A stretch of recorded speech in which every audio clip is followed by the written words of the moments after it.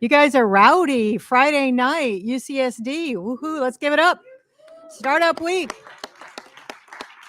Okay, so I'm going to do some opening remarks. Obviously, you have watches. You see we're running just a little bit behind, but we're going to make up some time. I'm a fast talker, but we do have a lot to cover. As I said, we have an amazing week that we've just concluded. This is the last day, Friday, Tech Day. And, before we get started, I'd love to see, raise your hand if you're a startup.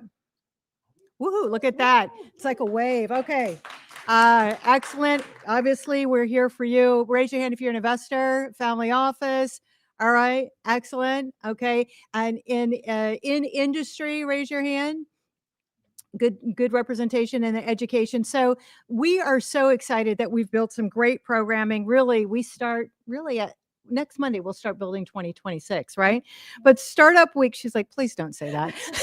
This is Erica Gaslam, our director of operations, and I'm Cheryl Goodman. I am your vice chair of Startup San Diego, overseeing Tech Day programming, and I'll call it my co-chairs towards the end, but let's just go through this really quickly. So we don't exist without sponsors. So we are a nonprofit. We're a 501c3. We are entrepreneurs for entrepreneurs. We've been around for 13 years. I think there's a lot of folks in this room that can look back at Startup San Diego and remember how they connected with either their co-founder or they were mentored by someone. So we believe that we rise to meet that need. We are a community. And the definition of community is people who grow together. And as I look around the room, I see new companies that have started. I see companies that have exited, and we have some amazing programs. So again, just shout out to our sponsors, San Diego State. Let's give it up for them. Kathy Poocher, who's also our chair of Startup San Diego. That's right. Go for it. BQuest, that's Andy, and we'll talk a little bit about BQuest on the Unicorn panel. Arcus Nexus, thank you again for being a sponsor. I know everyone loves Arcus Nexus. Was it the Tijuana Fun yesterday? Yeah, probably. And then we have a new sponsor this year, the Alliance for Societal Impact, and ASI, as it's called. You're going to hear more about them. And then the City of Carlsbad, Cooley, IDA Ireland, and many, many others. So as a nonprofit, again, we don't exist unless we have sponsors, but we also have membership, and many of you are members. So we thank you for that support. Okay, so as I said, this is the 13th annual year. We've tried some great programming this year of our traditional core programming. We had open programming, so I think we had a really good representation from Know Your Customer to a robotics panel and tracks. And so we look forward to hearing your feedback about how you like that new platform with X. But net, there's more than 2,000 of you throughout this week that have connected, and we hope that we continue to connect. So as I said, we're entering day 5, what is the keynote portion, the coup de grace, the pinnacle, the diamond of our programming, and I can't wait to get that started. So only a few more slides. If you can read that, I'll give you $5. That's the smallest print I've ever seen in my life, but it's a sense of what's next. We're going to go through our unicorn panel, excited about that. ASI is going to take the stage and really illuminate about the different investment vehicles and timeless truths of your why, of why your startup. And then ultimately, we're going to end with the pitch competition. So I have a favor and a request to you. Many of you are members, but I do want you to mark your calendars for First Mondays. First Mondays is that quarterly programming that we do. So December 1st, we're going to have Dane Chaplin. He is a relationship builder. He's an expert at that. So please go ahead and reserve your seats. We always sell out on these First Mondays, by the way. So take advantage of that. And actually, I have another ask. I have a lot to ask, don't I, Erica? If you're not already connected with us on social, please do. I'm seeing a lot of great images, insights from the panel. Please share what you learned and connect, and let's continue to grow that online community. So before we roll into our program, I'd like to just call up my co-chair, Ping Wang. He is the founder of Answer. Come on up. Come on up, Ping. Everybody knows Ping, right? So with Ping, we also had Shrikant, who really helped us out this year. Shrikant, if you can come on up. And many, many volunteers. We had the UCSD Rady School VC Club. Raise your hand. They've helped out. And so we are an organization of volunteers. No one gets paid, but we are compensated by your smiles, okay? And we're compensated and we're stoked when we hear great conversations happening. So I just want to thank these guys who are helping put together great programming, and make sure you go up and buy them a drink at that open bar tonight. Awesome. Thank you. Okay. So now on to, man, I did that fast. I feel like a fast legal talker on the radio, talking really fast like that. All right. I won't do that during the keynote, though. So roots to global heights. This is the unicorn journey. And so what we're going to do is we have 3 unicorns, San Diego roots with national, international impact. We're going to do 7-minute talks really about their journey, what's on their heart, what they want to share with you as entrepreneurs. And then we're going to break into 30-minute questions. So first one up is everyone's favorite. I would say this year I've seen more Andy Ballister, and I'm like, I'm here for it. Andy Ballister of IPOP and also the co-founder of GoFundMe.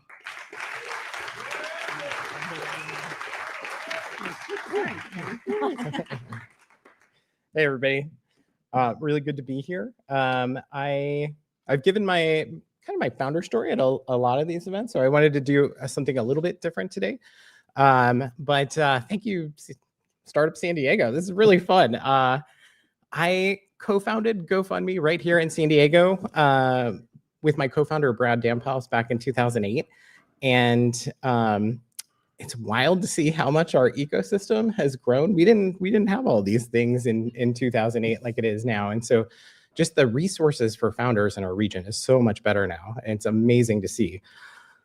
But let's see. I want to share 3 short takeaways from my journey and what I learned about creating value in times of chaos and how those lessons are shaping what we're building at IPOP. And so let's go back to 2008. So life felt uncertain for many people, not just startup founders, and some would say it was a terrible time to start a company. I met my co-founder Brad Damphouse at a previous startup, also here in San Diego. He was a senior designer. I was a tech lead at the time, and we both loved the intersection of product and technology and how users access that technology. And so we eventually both transitioned into product managers, and we built a lot of product together. He went off for a little while to LA, so yeah, boo. But we got him back, so it's good. Moral of the story: we got him back. So he goes off to LA, and so even before the 2008 crash hit, both of the startups we were at the time imploded in the bad way, basically almost the same month. We said, hey, we always talked about working together. We built a lot of product together. What we built, and Brad had an idea around helping people save. And so we started prototyping a platform called CoinPiggy, and it gamified saving money. And we quickly realized 2 things. We loved the mission, but fintech was going to be pretty brutally hard for us, especially as unfunded founders. We also realized what people really needed wasn't just a savings app, but a way to ask for help when life throws them curveballs. And so we pivoted, and we pivoted to an idea we called Create a Fund. And so that was the predecessor to GoFundMe. And so that was our first product. In 2008, at the very end, we launched a product called Create a Fund. It allowed people to collectively save up for things together. And that's kind of where we came to what we called personal fundraising. And over time, of course, that evolved into now being much more, that's called crowdfunding now. And like one of the ways you can crowdfund in the world. We launched our MVP really fast. It was bare bones. It was full of duct tape, but we learned some good hard product lessons about the product itself, who would use it, payment, fintech rails, which, by the way, at the time we were launching this, fintech rails were not made for peer-to-peer giving. They were made for e-commerce, like at best. It was still a time where we were all kind of collectively figuring that out. So we had a lot of challenges around like the core use case that we wanted to solve there. But more importantly, we saw how powerful this concept could be in people's lives. And so the backdrop of our early years was that housing crisis. It was about 75% of Americans living paycheck to paycheck, and a small disruption in their lives, a broken car, an unexpected bill, or even like a life milestone, like something good, that could spiral somebody into crisis or put them in an unfortunate financial position. And so once we hit product market fit, we had some data. Our median campaign was only about $1,400, which, like, in the grand scheme of things, as we talk to folks about GoFundMe out there, there's a lot of use cases when we help with natural disasters and other types of things where we're raising really big dollars, and that's kind of what gets in the press most of the time. But that is not how people use GoFundMe. The volume and the actual help comes from these really small campaigns that matter deeply to people. That $1,400 represents the difference between getting your car fixed and getting back to work, or not, and the problem compounds. And so, like, takeaway number one, we learned chaos doesn't kill startups; it gives them purpose. It's a moment to build tools that help people thrive, especially when the world feels uncertain. And so, then I think about the innovation process. And I've been thinking about that a lot at the new startup too. And to me, the innovation process isn't about being the next blank or the next X4Y. I don't love innovation coming from a place of comparison. It comes from clarity. It comes from asking, what's broken here? What do we need to make effortless? And how do we fix it? And so at GoFundMe, we learned that asking for help is one of the hardest things a person can do. So the entire rest of our product experience has to be so dead simple around that really hard ask. And so we spent a lot of time making it frictionless, and then also finding product market fit. How do we go out into the market and describe what we're trying to deliver here? And then how do we deliver that in a way that actually is frictionless in a world where like payments, identity verification, trust systems, they were not made for us. And so it wasn't until we found a partner who would collaborate on rebuilding that entire layer with us that we actually found like success. Everything clicked, and like overnight it started just geometrically growing, and we had to hold on for dear life. And so that was the core unlock, is we needed to get to that effortless piece. And I think we can enumerate some of the things that we did behind the scenes. It's easy to dismiss, especially in the early days. When you saw the product, it looks like a web page that just accepts some money. It's like, what big deal? All right. But it's so much more under the hood. We were automatically creating these merchant accounts for people to accept money in fintech. We were registering those people as merchant of records in a way where they didn't need to complete this really onerous KYC process until they raised money. And so they got to get in there and actually start raising right away. We gave them a high performance donation page, which had built-in storytelling tools. We made that sharing that story one click with really high conversion messaging that we iterated relentlessly on. And then on top of that, we made the automated tooling and trust processes to reduce fraud to nearly nothing and back it all with 100% donation guarantee, so that people could feel safe when they're donating to these campaigns, because this was a new concept for a lot of folks, especially in the very beginning. So we built a cash register with a megaphone attached to it that anyone almost anywhere could use. And so like that's what accessibility means to us. And that is the power of accessibility, is that is my drive.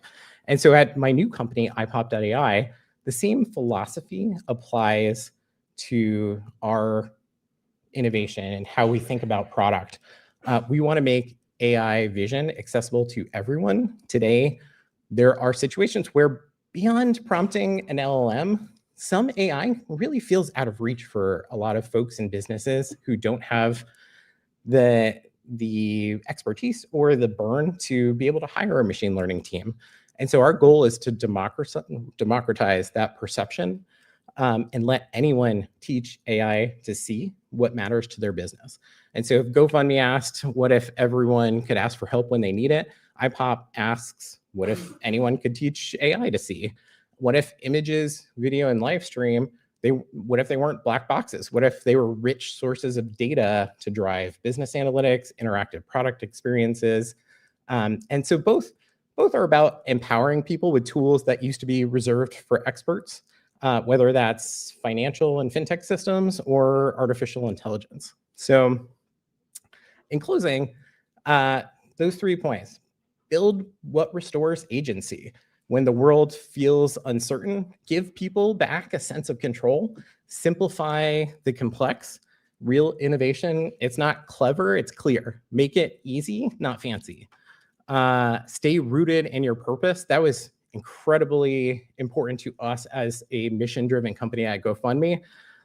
Your story and your why is what's going to steady you as a founder and your team when everything else is in flux. And so whether you're delivering help or training models, build something that turns uncertainty into empowerment. Thanks.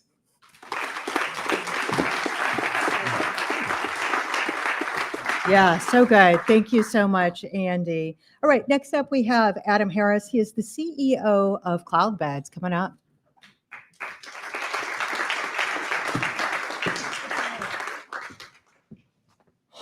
Thanks, everyone. I apologize in advance. I had eye surgery less than 48 hours ago, so I'm going to try to get through some notes.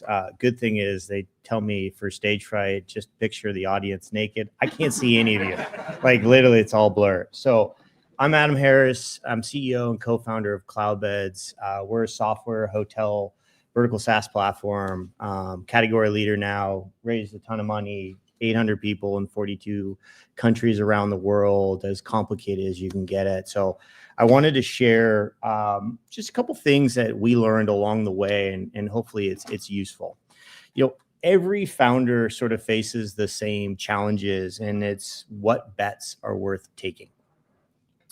Most fail not because they can't understand conviction, they can't tell the difference from consensus and trends and truths. And so what we realized at Cloudbeds, when we were 2 guys skipping payroll just to make ends meet, to being this category leader in 150 markets around the world, is calculating risk. So today I'm going to share 4 bets that happened early, 4 bets that happened later along our story. And the first bet is, we as leaders, we always eat last. So before we raised any institutional capital, like many in this room, we ran on friends and family capital, consulting gigs from here time to time.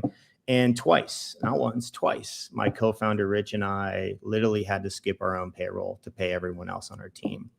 And we didn't do it because we were noble. We did it because we fucked up. We literally forgot that we only had so much runway and we were going to run out of time. And our next capital raise didn't happen as quick as we thought. So we started raising late. And as a result, well, we had to make a really tough decision. So twice we made that point. But along the way, we also realized that we were a team, and teams don't let each other go by the wayside. When times get tough, you stick with each other. And so, the lesson in early stages, there's no hedging. You don't have a backstop in most cases. Andy, you sort of talked about, you guys bootstrapped, like what you produced is what you have. And so you either lean in or you fold. And if you're not willing to ultimately skip a paycheck, to be honest with you, you're not ready to lead. You're not ready to have people believe in conviction. So calculated risk isn't about avoiding pain. It's about knowing what pain to endure. And every bet that ultimately followed stemmed from one decision that we had to make. And conviction was we always went first. We always went first in every one of our decisions. We always went first in the market. And that was something that we sort of created as a framework. Now, before we could spend millions of dollars across the board, we really had to prove ourselves. And we called those days being in the trenches. I loved that phase. If any of you are in the trenches right now, what that means is I used to cold call. I was doing product design. We were talking to customers. We were traveling all the world trying to get partnerships. You would do anything to make sure that we were successful. We had no budget, just a phone and some conviction. That grunt work taught us more about our market, about our purpose than any consultant in the industry could tell us. And so these small bets really validated the big ones. They taught us a lot about ourselves, and you can't skip that phase. So a lot of you are probably thinking, well, I want to be like these guys. I want to grow up to being a unicorn. The early stuff is the best. That's where you get the foundation for ultimately what becomes something much bigger. So bet number 2, buying something bigger. So in 2013, we raised our first round of institutional capital, $2.25 million in, I believe, March. And 6 weeks after that funded, I spent half of it acquiring a company. Now, why? Well, there's some reasons there, but you can imagine 6 weeks after you just get to know your new venture capitalists on your board, you come to them and go, hey, I'm going to take half that money. I'm going to go buy a company. The looks and the concern on that board was large. So why did we do this? Why did we take such a big calculated risk? Well, we realized that every one of our competitors was also plugged into this piece of technology. We all were relying on this resource. And this resource was helping hotels around the world connect the guests around the world. So, well, whoever controlled that resource ultimately controlled the competitive landscape in our market. And so we took a really big bet. We wrote a 50-page board memo just so that we internally had conviction. We presented the board, we got unanimous support, and ultimately we spent half our capital 6 weeks later. Best decision we've ever made. But what we saw was a strategic asset. It created a moat and a defensibility. It's chess, folks. You're playing for business. It's not personal. And ultimately, we put almost every single one of our early competitors out of business as a result of that move. So your version, what's your takeaway? Well, what infrastructure is in your market? What resource do you believe is guarded, protected? We live in a really interesting time these days. Countries are protecting their own resources. Well, businesses can do it too. So I want you to look and challenge yourself to think about what is that resource out there that gives you a moat, that creates defensibility, that gives you an advantage, and go find it and take it. Bet number 3, people over pedigree. At any time in the Cloudbeds journey, we have 800 people now. 85% of our managers were first-time managers. We promoted from within, always. When COVID collapsed, hospitality overnight went to nothing. We had 35% of our revenue disappear in the first 6 weeks. What did we do? We doubled down. We kept every single team member. We supported our customers in a new way, and we actually grew. We grew 13% that first year in travel when it was decimated. This next year, we grew 175%. COVID was one of the greatest things to happen to our company because we leaned in on our conviction. We had so much faith that what we were building mattered, sort of to what you were saying earlier, Andy. So while everyone else contracted, we decided, well, if you can skip payroll to keep your team whole, that can build resilience. That's a muscle memory that you can use for every decision-making that goes forward. And so my lesson here is invest hard into your culture. Celebrate early and often. And so what is your takeaway? Who on your team has raw talent but a terrible resume? Invest in them first before someone else gets to them next. Bet number 4, staying ruthlessly focused. Our vision from day one, 13 years ago, was to be an intelligent tool for the hospitality industry, not some dumb database. By 2022, everyone in our competitive stack was building the same features, following what the requests that customers needed, chasing the easy path. 2 years ago, I said we need to continue to focus on that vision, but we need to make a really big bet, and that bet was AI. So we pretty much bet everything, going from a system of record, a category leader, into a system of action in a space that none of our hotels were asking for. We hired PhDs, data scientists. We spent millions and millions of dollars on something that was unproven without any ROI. Why? Well, we believed that that's where the industry would ultimately get to.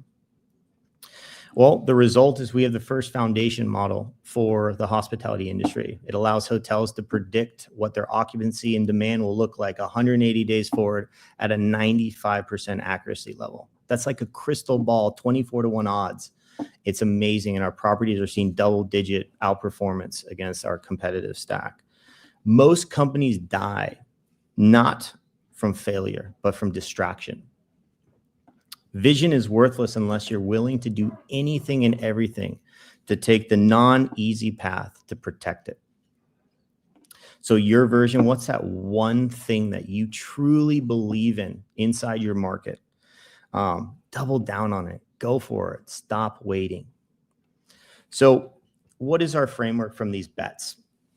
Every bet we make at Cloudbeds, whether it's small or large, we ask ourselves 4 questions. That first question, is this a one-way door? It's an Amazon theory. Is it irreversible, or is it you're committed? And if it's irreversible, debate it fiercely. I don't want consensus. I want conviction. If it's reversible, move fast. It's an experiment. You can kill it quickly too. 2, does it solve a real problem, or is it just following a trend? Trends fade, but real painful problems compound enterprise value and help your startup grow. Number 3, is the downside survivable?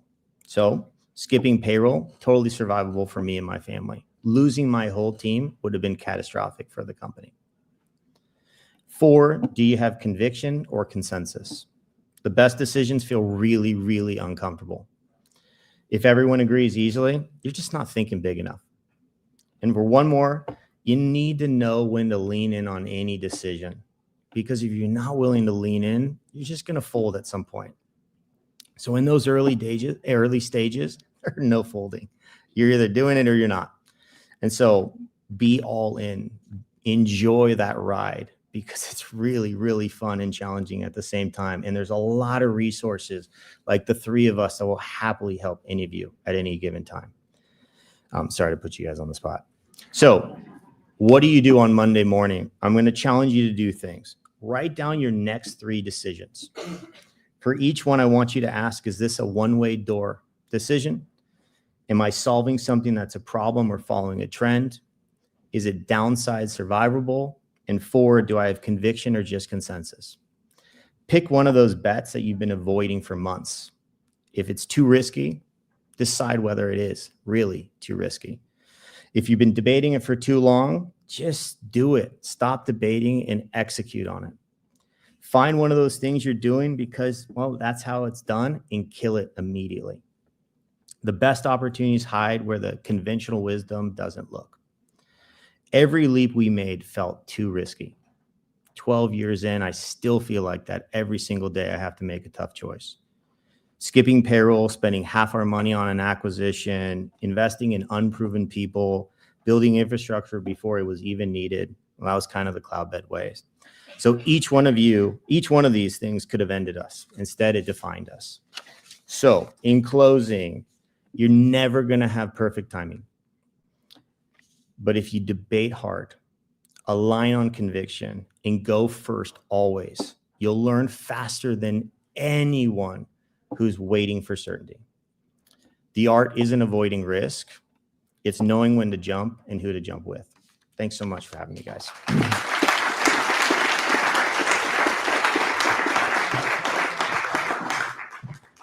Well, that was pretty powerful. Felt like a TED Talk. Okay, so next up we have Lou Sines, and he is the CTO of Flock Freight. So we're just doing a quick little PowerPoint switch over here.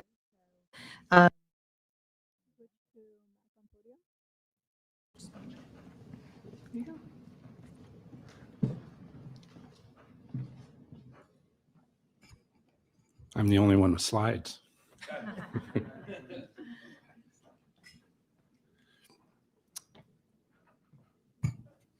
Half of the trucks, the largest trucks on our highways, 18-wheelers, driving around, are half empty. This is almost $1 trillion market in the United States. The GDP, all the goods, and that price is, that's not the cost of the goods. The value of the goods is much greater. This is the cost just to ship. That's the size of the market, and half of the trucks are half empty. That's the underutilized truckload problem. That's what we're setting out to solve at Flock Freight. Why are the trucks so underutilized? Well, historically, the shippers of freight, those are the customers that need to send and receive freight, they've only had two suboptimal options. These are called modes of transportation. One is called truckload. The other is called less than truckload. It's not super creative, I know, but they're very different modes. So truckload is pretty simple. You buy the whole truck and you have complete control. It's the highest level of service. It's point to point. You can have all the scheduling, all the control of everything, and your freight is getting on that truck and going point to point. Less than truckload is very different. It's a hub and spoke system, which means your freight's going to get loaded and unloaded and go not point to point, but warehouse to warehouse. And these are very large warehouses with lots of people and forklifts, and things are getting dropped and moving as fast as possible. And so that's going to cause you to have a lower level of service. And so that's kind of your choices as a shipper. Pay for the whole truck and get high level of service, or lower your costs and sacrifice service. So what we did at Flock is we said, well, what if we could make a new way? What if we could make a third option? And so we call that shared truckload. And what we realized is, well, okay, what if we could use the supply, we take advantage of the supply surplus? And what if we could basically carpool freight? And so then we could give shippers an option here to say, what if you could pay less than the whole truck, but guaranteed to have the same service as a truckload? And the way we do that is pretty darn hard. It's a giant combinatorial optimization. We got to Tetris all the freight in space and time, and the logistics are a nightmare. And that's the sort of journey of Flock, trying to figure out how to do this. One of the reasons we had to raise the kind of capital. This is textbook venture. It's a marketplace. It's a cold start. There's simultaneity, but we figured it out, and we were able to patent this, and it works. And so at the end of the day, now shippers can save a significant amount of money without sacrificing service, and then carriers, those are the truck drivers, they can actually earn more money. So this is a win-win business model. And perhaps also, more importantly, this is also a win-win-win. So by doing this, by optimization, we are able to massively make an impact on carbon emissions. And so in 2024, we were able to avoid 5 million gallons of diesel from being burned by essentially filling up this empty space, this unused space on trucks. You make a big impact on the environment. And we are a B Corp for this reason. I think the only B Corp in freight transportation. It's almost a contradiction in terms, but that something we're very proud of, and something that really motivates me. So now let me switch gears to tell you a little bit about myself. So I'm Lou Sides, CTO, and yeah, that's the fam, right? So the baby, right? What a cute little startup. Optics was our original name, and I did actually we had our first child in the first year of the startup. I don't recommend that. I still apologize to my wife, Tracy. She's here in the audience for slacking from the hospital. But yeah, that's the journey, and I think a lot of us probably call our startups our baby, and as it grows, it starts off, it's very delicate, and you've got to keep it nurtured, and it starts to grow, and the stages change, and how you teach and nurture it changes. as well. And definitely a labor of love, and definitely a lot of sacrifice, a lot of sleepless nights, right? But so what I want to talk about is motivation. So one of the things that I learned is, well, what's going to get you through that journey? Startups are hard. Look, like, not going to sugarcoat it. You will suffer.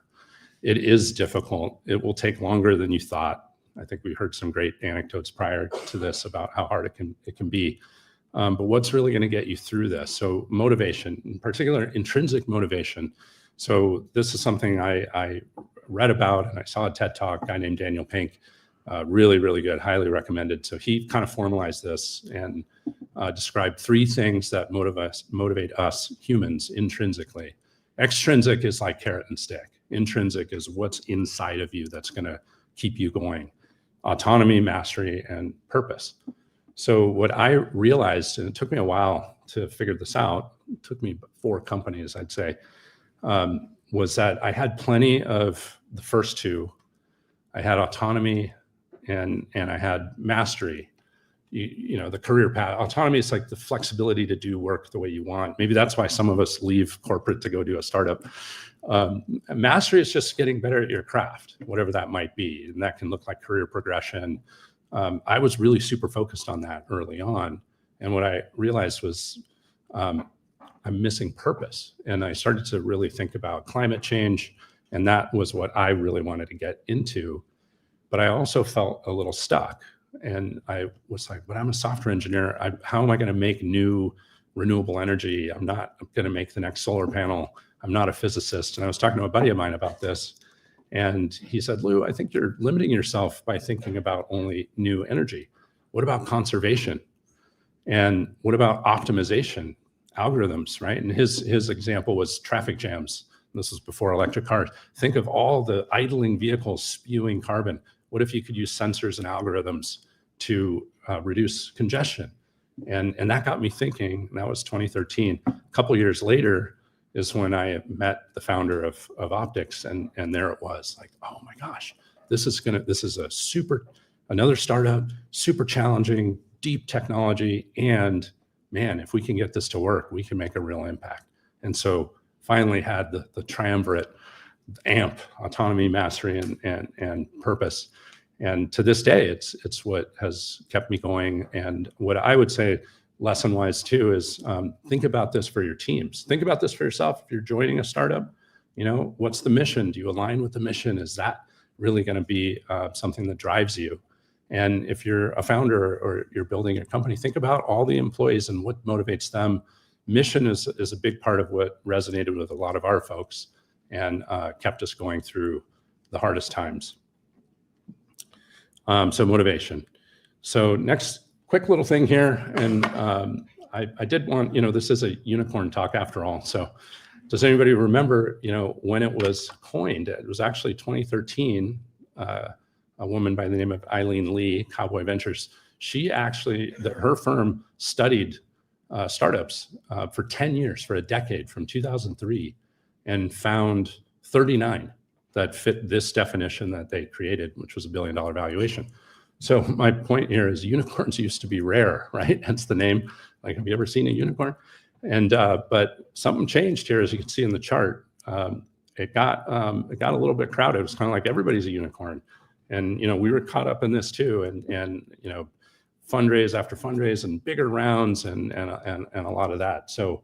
But of course, those bubbles tend to come crashing back down. So the lesson there is, you know, look, you may have to raise a lot of money, but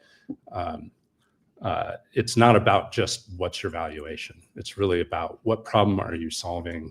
Is this a real need? Is there a real customer value? And can you make a lasting business? And valuation will be a second order effect.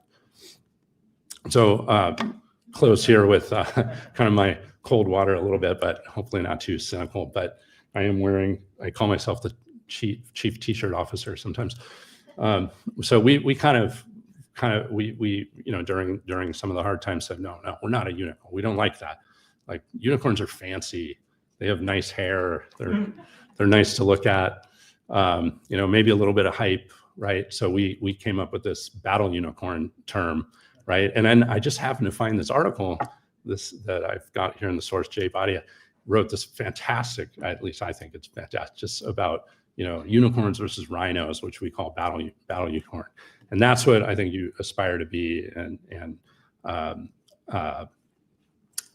mentioned that a lot in his talk, right? It's you need a lot of grit. You've got to persevere. It's going to be hard, right? And so that's kind of an aspect of a battle unicorn. The other one is momentum. That's the product market fit. That's the real value. And if you can create that, and then there's the focus, and that's that one strong horn that is your focus, your product that keeps you competitive. So aspire to be a battle unicorn, not a unicorn. And but most importantly, find your purpose, right? Find your purpose, set your mission, and then be a battle unicorn. Thank you.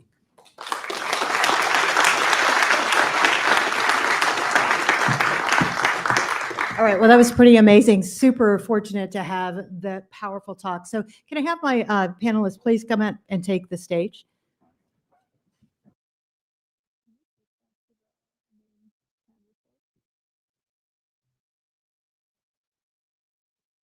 Got a bit of a late start. So we're going to go for about 15 minutes. Hello? Can you hear me now? Verizon is not a sponsor. All right. So that was a joke. All right. It's not really a good joke if you have to tell them it's a joke, though, I guess, right, Lou? I don't know. It's like you're asking the wrong person. All right. Well, that was a phenomenal panel. So we have about 15 minutes, and I just want to, double click. I think there's a lot of patterns in your talks. I've heard purpose, people over profit. I heard a lot of great phrases that really resonates. And honestly, I didn't really expect that it would be so altruistic, but I'm delighted and I'm surprised. And maybe we can start with you, Lou. When you were first creating this company, was that really central to you? You knew you were going to start out a B Corp. You knew you were going to have this purposeful intention towards sustainability. Definitely. Is this on? Definitely. The B Corp, no, that came later. Oh, did it? Okay. That was just an idea. Actually, later we said, well, wait a minute, why don't we do this? And it was a little bit like, really, like we'll never get accepted, right? And but that came a little later. But the mission to have sustainability as part of it was from the beginning, and this is one of the reasons I gravitated towards it for sure. Yeah, no, that is impressive. And I would also say the same thing to you, Adam, post eye surgery. Thanks for being here. Audience has never looked better, right? So, that same question is, the origin, what's that origin story of your ideation, that why? I think this is the biggest thing is how are you really coming up with these innovation ideas and what that maybe mental journey is. And so I think this is the same thing as what Lou said. Early on, my love of travel was what ultimately got us doing this. And same for my co-founder, Rich. We both have been to 50. I've been to 62 countries. He was in the high 50s. And sure, there's this sort of like prize. You read about all these like very successful humans who made $1 gazillion, but that's not the traditional person. Like, the average person or the average, employee of a company that goes public makes $500,000, right? The average CEO makes 25 million. You'd think it'd be a lot bigger, but that's not really the case. We always read about these glorified examples of that 1% or the 0.01%. For us, it was always just, we loved what we do. I still wake up every day fired up, and I'm pretty optimistic. I'm really optimistic about what we're doing. That's way more fun showing up with all my friends, people I've grown up with. We want people retiring as a byproduct of Cloudbeds. And I think what I'm most proud of is we have an average tenure of a leadership team that's 7 years. They've been with us for 7 years. That purpose is really the glue that keeps us together. Yeah. And I just am reflecting last year on this stage, Erwin Jacobs was our keynote, and he really said that same thing. And it's so cool to hear local companies that are more than just transactional profit is really building that legacy ecosystem, and it's phenomenal. So Andy, kicking it over to you. We talked earlier about you have two companies, right? Obviously, GoFundMe, a huge success. What are the differences and the sameness of iPop, your venture now? What lessons can you draw from the parallels of those two companies? Yeah. So when I was talking earlier, I tried to draw kind of the conclusions that I come to. Why do both? Because I get that question a lot. It's like two very different things. One is peer-to-peer giving. One is a SaaS business. But it's about that. For me, the philosophy of accessibility to technology is really interesting. But these are two different businesses, and so when I think about what we were doing at GoFundMe and consumer, we had a business model. We figured out how we could possibly make money if we were popular enough. And in consumer, I really feel like the onus is on the founders to figure out how to get those customers in the door first before you even think about taking some of these bigger rounds. Now, of course, you need a little bit of capital to get going. And for us, the way we addressed the early capital was just taking on consulting contracts and building MVPs for other startups that were venture backed. But there's a concept there of just taking enough to live and then actually proving out the concept. In iPop.ai, again, we still need to prove customer attraction pretty early. But it's a different scaling business. Scaling a consumer web company is very different than scaling an AI company with GPUs and whatnot and machine learning engineers. And so, we have so I guess number one, I think about funding very differently in iPop.ai. We're on a, more traditional VC venture-backed sort of path. But, coming from bootstrapped environment, I don't know if I'm ever going to be taking those like bonkers rounds unless it really makes sense for some reason at the time. But I think just being lean is important for the team. It was a really important lesson at all of the startups I've been a part of is how do you do more with less? How do you involve the team in every single decision? And so I think on similarities like that leanness and wearing a lot of hats and having the team participate in big decisions, even though their role might not necessarily be the role that you asked for, like to participate in those decisions most of the time. Those are all things, transparency, that's great. It's that's just core to early stage startups, I think, across industries. Yeah. So, sounds like a lot of perseverance and hard work. Imagine that. Awesome. All right. Well, back to you, Lou. Flock Freight is one of the oldest one of the oldest industries. How do you disrupt such an old school industry? And, what were the insights and learnings that you dealt with in that journey? Yeah, for sure. I actually came into it thinking,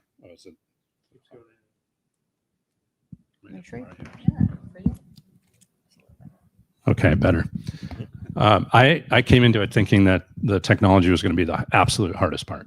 Like, this isn't how we're going to possibly solve this NP hard problem, which it turns out is not NP hard, thank goodness. But the hardest part is actually not the tech. Don't get me wrong; it's very difficult and it was a challenge. But it turns out the hardest part was behavior change and customer behavior change. And in this industry, as you said, this is people that have done the same thing the same way for the 20, 30, 40 years. Yeah. I think about like Qualcomm, the qual tracks, right? The whole tracking industry, very, very, old school, very difficult, I think. So. Right. So a couple of things we learned. One is you need to be humble. This isn't come in and like we're disrupting the industry and the whole Silicon Valley kind of style. That does not work. Especially we knew better not to start that way. But we did think about at first like kind of we're going to disrupt things and change it, and this is better. Don't you get it? And that you really have to prove it. And the other thing is you've got to build bridges to how people work today, make it easy for them. You've got to build bridges to, okay, how, because if somebody's going to switch to you, right? They've got to really understand that, okay, this is really better. This is a problem. Wow, that problem you're solving, I really understand that, and I see how I have that problem. That's all part of the positioning. But then they've got to do work. It's like, okay, now I'm going to have to do work to change my systems or to figure out how to buy your product. And so the easier you can make that for them, how can they buy things similarly to how they do today? How do you create, reduce friction, build bridges to how people currently work? Yeah, it makes me think of like the Solox paradox of just because an innovation technology is available doesn't mean people are going to adopt to it. And I would say that's probably a good theme about AI in general now. You hear reports about adoption not really taking up. Well, it's not that the technology is not there.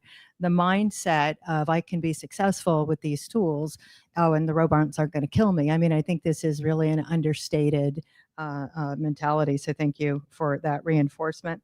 All right. So Adam, over to you. Cloudbeds operates in a complex ecosystem where you have to coexist with many other tech solutions in a B2B SaaS context. How do you decide where to build, where to buy, how to partner, and what's the long-term risk of a platform that tries to do too much? And I think you actually mentioned that. I did hear that somewhere. Maybe it was, that focus. Okay, so there's a lot to unpack there. I'll try to do it quickly. We always believed in this sort of ecosystem or this operating principle that we were the operating system of our hotels. And you have to understand, when I entered this industry with no hospitality background, the average hotel had 19 systems that they were deploying to run successfully. That number has grown since we have joined the market, but our tech in its own, their one user experience allows for 14 of them to be consolidated. So really big, complicated ecosystem of technology. I mean, we're running billions and billions of rate updates a day. It's insane how much technology we deploy behind the scenes. So what we realized, though, if you started looking at how we as consumers interact with the hotel and how hoteliers operate on the other side of the table, it's still very human in the loop, right? And so I get very excited about the AI topic, but human is hospitality, right? It's very hard to be hospitable without the human. And there's a really interesting sort of dilemma that's taking place in our market. First of all, we have one of the lowest adoption rates digitally as an industry, despite being one of the largest industries in the world, like $1.5 trillion. It's a very, very big industry, lots of consumer behavior. And yet our peer group is forestry and prison incarcerated services. So not the group that I'd probably want to have, but it also has enabled us to get back to what Lou said. It's like, yes, you could build a faster horse, but it doesn't necessarily mean the mindset's going to be ready to adopt. So what we always did, and we've not bought 9 companies now, was principally look at what were the most obvious things for us to do on behalf of our customer and do those just absolutely smashingly well. And then on top of that, look at data and data orchestration as being absolutely pivotal. If you have 19 systems, no system of record exists. Like, you just have too much data in too many places. And I have 400 competitors. I have no idea why I have 400 competitors. I just found out yesterday a new one just raised money. So somehow people see this giant industry and get really excited and say, hey, we can do this too. It's very, very challenging. So we have 1,000 integrated partners, 1,000 integrated partners. Crazy, right? We have to be compliant in 43 different countries because at this time, those are the countries with compliance requirements. In Spain alone, there's 175 different districts requiring different fiscal compliance. It is stupid ass backwards as an industry. But to be competitive, we got to do it. And so most of our resources are doing things that we call table stakes. So 90% of our innovation is table stakes, 10% is innovation. It's crazy, but that's just how we have to be to survive. And then we get to sprinkle in some of the fun stuff along the way. But for us, it was always, let's build as much as possible, do it really, really well, and then pass it off to partners that we knew could do better or acquire. Yeah, that's insightful. Okay, so we're going to round it out, land this plane with Andy with our final question. You talked a lot about trust and generosity with relative to GoFundMe. In IPOP, how do you think about trust in an AI world? There's a stat, I think it's actually the CEO of Your microphone is off. Oh, sorry. Switch mics. Switch mics. You There you keep go. turning it on. There you go. It's not gonna work if you keep turning the mic off. Okay. We're being yelled at. Okay. So the question was trust and AI. And so there's a research stat that says just because you throw AI, I think this is a recent one, just because you put AI in your product, you actually reduce trust because people, AI has a PR problem. I said that on an earlier panel. It's not that there's not utility, but there's so much misperception. How do you manage that perception? Your brand is trust and generosity. How do you do that at IPOP? Yeah, look, I'm gonna give the iPop answer, and then I'd love to do GoFundMe too, because this is something that Okay. they're thinking through also. So at IPOP, when we think about that trust in AI, it starts with trust in giving you my data. And so our product works well when you bring your data to our platform and train a model. And this is data that is hard fought and hard won from your business and is very precious to businesses. And so we have to treat that data with the respect that it deserves. We don't train on your data. We have lots of different methodologies for making sure your data is safe. We are HIPAA compliant. You can run it, our systems on your own cloud when you need to. And so first, being entrusted with data is the first thing we think about. And then going forward, trust that we're going to work in your product. And so scalability, reliability, those types of things we hold really dear. We're an infrastructure product, and we need to work when your product needs us to work. And so building in the human systems behind the scenes of what happens when things go wrong, like that has to be instantaneous when our customers are experiencing problems. And it's going to happen every once in a while. But you need to get better at that. So that's, I think, trust what it means in that context. In the GoFundMe context, that product works really well when there's authenticity on the page. And so when you're talking to your networks through our donation page, that story has to ring true to them. And so I mentioned earlier, the hardest thing to do is to ask for help. Well, equally as hard for a lot of folks is telling a story. And you have to be able to tell a story well to fundraise well. And so I would love to sit a customer happiness agent with every single person who comes on the platform. That's not going to happen, but we can use generative AI to help them tell a story. But the authenticity still needs to be there. And so light touch on the AI, because if this suddenly starts to sound like ChatGPT and not my friend, well, it's not going to work as well. Right. And there's a lot of things I know my friend doesn't use big words or emojis, and so you have to be light touch. Yeah. Yeah, no, that's super insightful. Hey, let's give it up for this panel. They did a phenomenal job.